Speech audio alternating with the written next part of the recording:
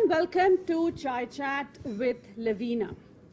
हंगामा हो रखा है भारत देश में, साथ में यहाँ पर भी डीमोनेटाइजेशन जब से हुआ है, 500 और 1000 के नोटों की वक़्त जब से ख़त्म हुई है, तब से ये भी समझ में नहीं आ रहा है कि अपने साथ क्या किया जाए जो हमारे साथ नोट हैं। तो बस इन नोटों को ही डिस्कस करने आज हम चाय चैट पर यहाँ इकट्ठा हुए हैं गेलॉर्ड्स रेस्टोरेंट में, और हमारे साथ हैं सुधीर शर्मा, निश Kotecha who does inclusive banking, और अगर हम सही मतलब बहुत ही आम शब्दों में कहें तो बैंकिंग को हर घर तक भारत में पहुंचाने की इनकी कोशिश है।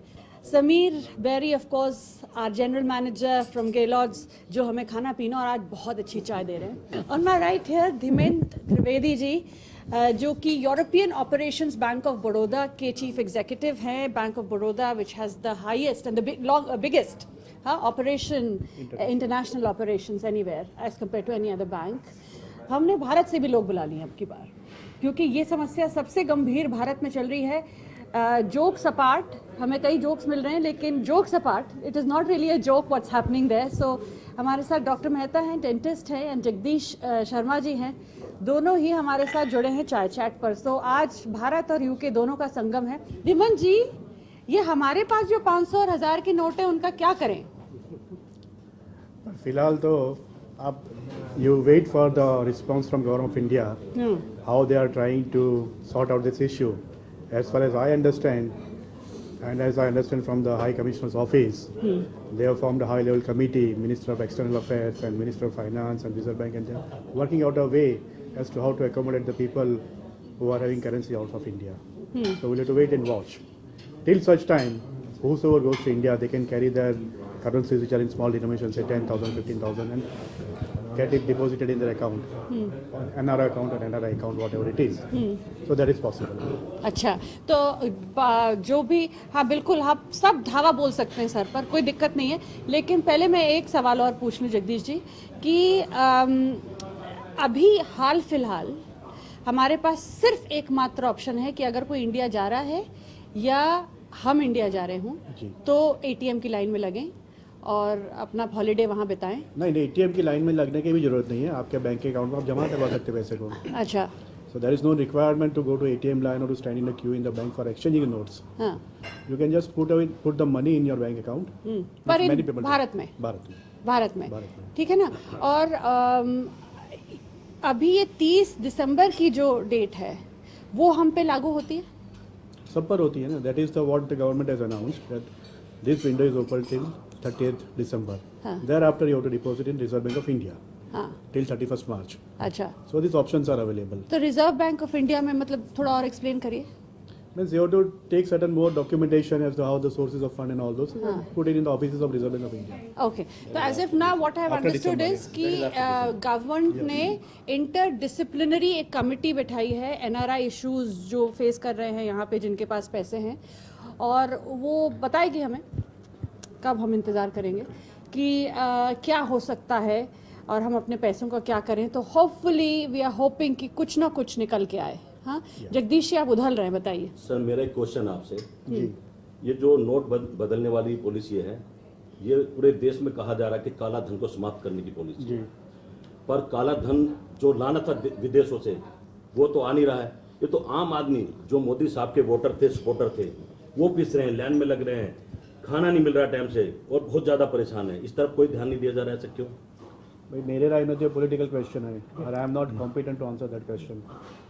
Nish, do you have to say anything to that? Demonetization, has it helped or has it just become a bane of life for people who have small money?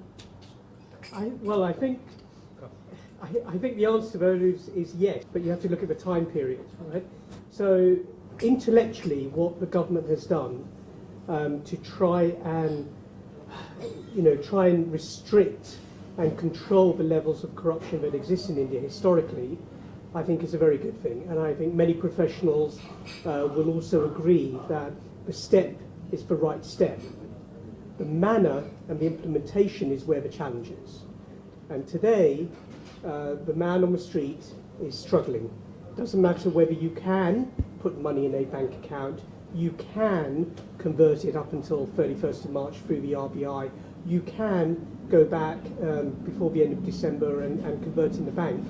Today, the problem is you can't even get into the bank. You know, the implementation of the program is where the real challenge lies. And whether it needed to happen as quickly as they've announced is a question mark. Whether they could have extended it or prepared the country with the right infrastructure to do this. That doesn't mean announcing it, it means preparation. हाँ नहीं, I have understood कि implementation जिस तरह से किया होगा, on principle लोग policy से agree करते हैं, लेकिन implementation जिस तरह से किया उससे agree नहीं करते. क्या आप सुधीर जी, कितना कैश है आपके पास? मेरे पास ज़्यादा कैश नहीं है.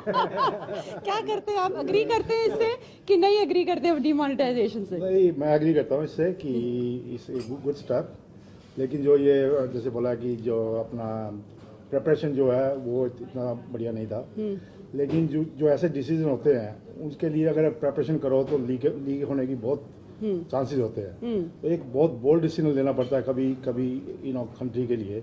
और जैसे कि बहुत सी कंट्री के जो प्राइम मिनिस्टर है वो कुछ टाइम ऐसा डिसीजन लेते हैं जो आम लोगों को तकलीफ होती है. लेकिन उसका लॉन्ग टर्म जो मैं देखता हूँ इसका इफेक्ट बहुत अच्छा होगा, जो मेरी सोच है.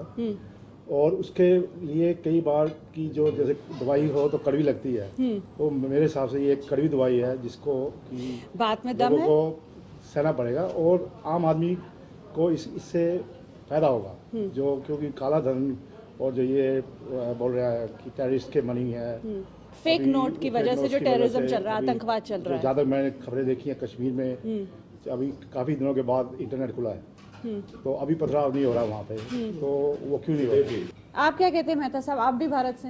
मैं इसके जो डिमोनेटाइजेशन किया है इसका समर्थन करता हूँ और इसके ऊपर बहुत अच्छा शेयर है मेरे पास. मैं शायर नहीं हूँ, हाँ. लेकिन बहुत अच्छा शेयर है, शायर तो पढ़ना नहीं, चाहता हूँ. मगर मैं शायर नहीं हूँ, लेकिन लंदन में आके शायरी आ गई है. हाँ, बताइए. वो ये है, एक ही उल्लू काफी है बर्बादे गुलिस्तान के लिए, अंजामे गुलिस्तान क्या होगा हर साख पे उल्लू बैठा है. मीन्स सिस्टम इतना खराब हो चुका था. शायरी थी ये कहना चाह शायरी रहे है. हैं कि एक इल्लू है देश को बेवकूफ बनाने नहीं, एक गुलिस्तान खराब करता है, लेकिन हर शाख पे बैठा है तो पूरा गुलिस्तान क्या हाल होगा.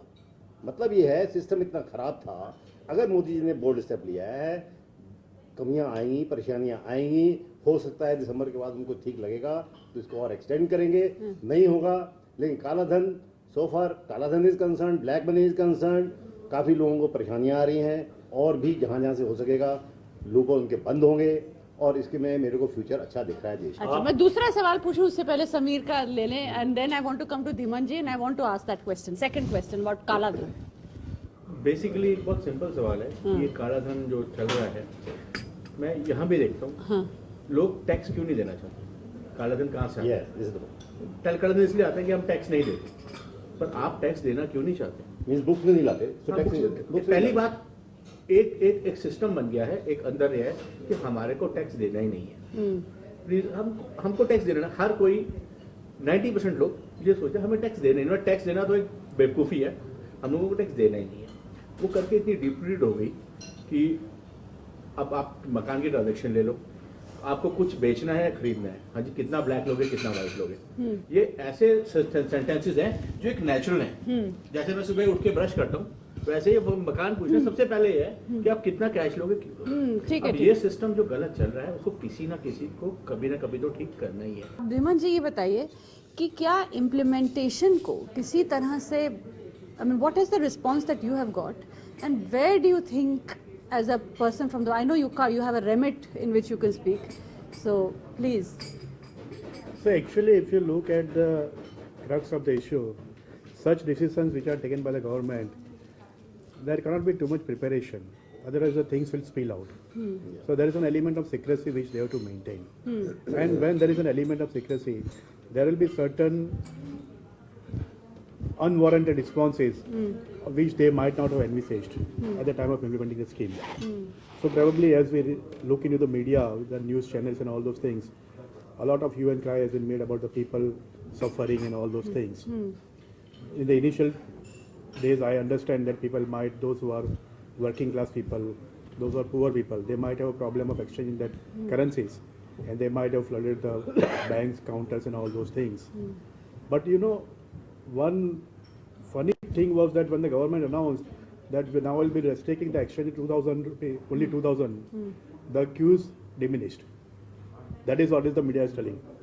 Also, I want to understand, is there any time frame in which you can say, I mean, yes, I think what Nish is also trying to say is कि भाई scheme is okay, fine, we accept and all that is fine, but थोड़ा सा internally तो preparation हो सकती थी ना, more 100 rupees note to be available in the bank, more all of these to be, little bit of infrastructure within the bank planning is what we are looking at. And when do you think this will end? What is my understanding is that they did the best thing what was possible under the given circumstances.